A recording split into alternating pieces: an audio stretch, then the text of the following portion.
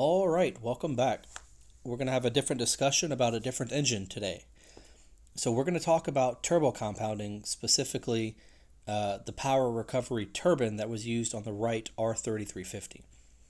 So right now we're looking at the back half of a Wright R-3350. This particular engine is on display at the Museum of Aviation at Robins Air Force Base.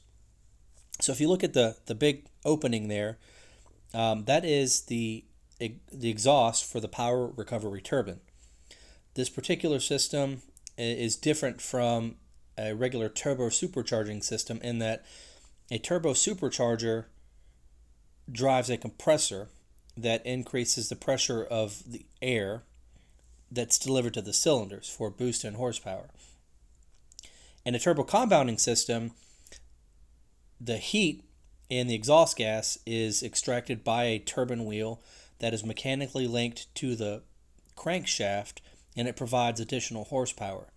Now, by virtue of the way the system works, it does not decrease fuel consumption of an engine, but it does increase specific fuel consumption, meaning you get more horsepower per unit of fuel that is used.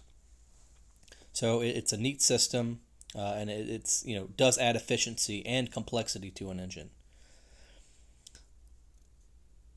So what we're looking at here, this is a different engine. It's still a cutaway, but this particular engine, it's an R-3350 on display at the National Naval Aviation Museum in Pensacola.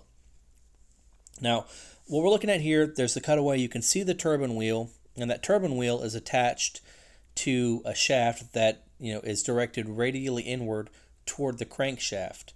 And I've got a bit I'm going to show here in just a little bit that kind of explains this in more detail. But for intensive purposes here, you can see the turbine shaft, or you can see the turbine wheel, and there's a couple of fluid couplings that are visible, as well as the supercharger and some other things. All right, so here we have the service instruction manual for the R-3350.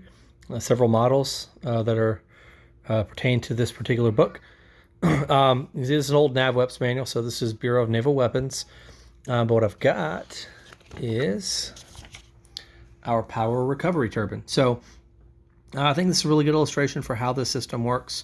So these are actually your power recovery turbines. Exhaust is up here, but there's also a cooling shroud around that.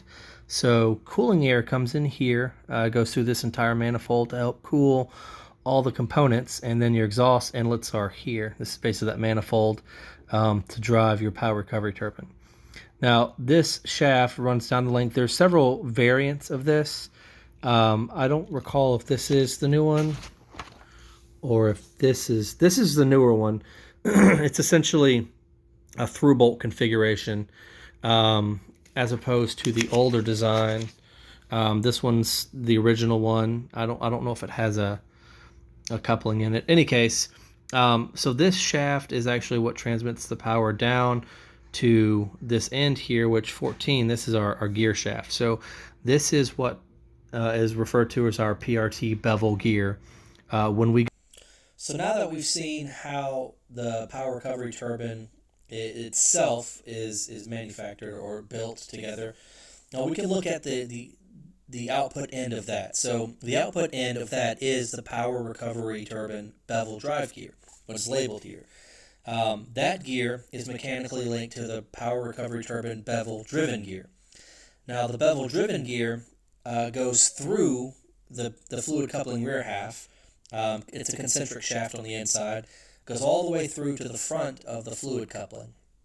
Now the fluid coupling is now driven by that bevel driven gear, and it actually uses engine oil as the medium to transfer energy. So in this case, the front half of this fluid coupling is also like a little turbine, and when it turns, it forces oil rearward, and behind that is yet another turbine called a runner, and that's mechanically independent of the front half, but the fluid pressure itself is what turns it.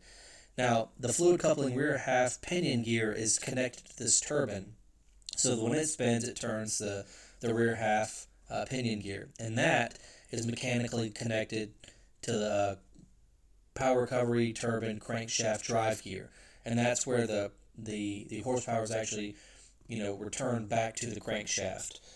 Now, it's not necessarily an overly complicated system in terms of its design. Producing it and making it work, completely different story.